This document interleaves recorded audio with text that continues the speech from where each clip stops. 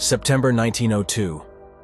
In the northwestern part of the island of Zealand, Denmark, a farmer begins plowing a peat bog for the first time. For Frederick Williamson, this was just a normal day. But he was about to discover something significant.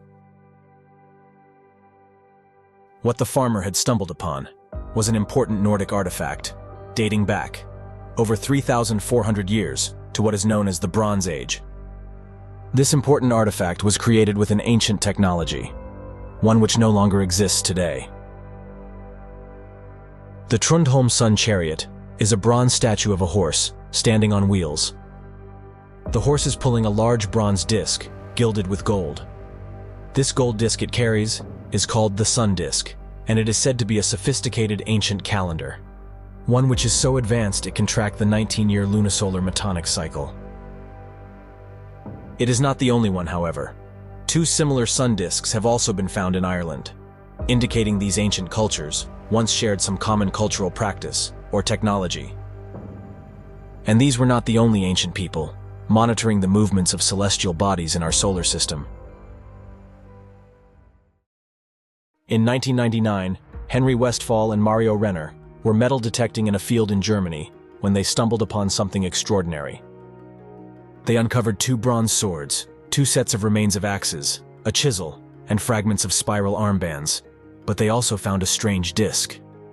The detectorists were operating without a license, and so they never reported their find to the authorities. The artifacts instead exchanged hands on the black market for reportedly up to 1 million Deutsche Mark. The artifacts were eventually recovered and were studied extensively. Remains of birch bark, found in the sword, radiocarbon dated it to 1600 BC, and analysis of the metal threw up something even more interesting. The swords contained a mixture of copper, gold, and tin.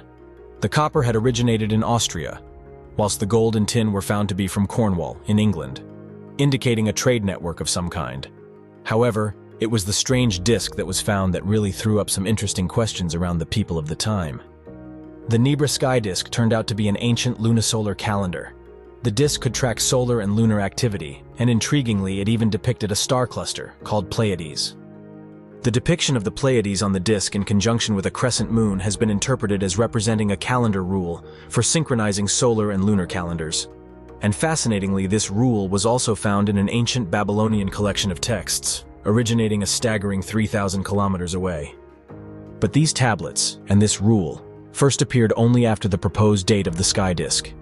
And since the disc is metal, archaeologists could only date it from associate dating, meaning the disc could have been the same age as the other artifacts it was found with, or it could date back to an even earlier period of time.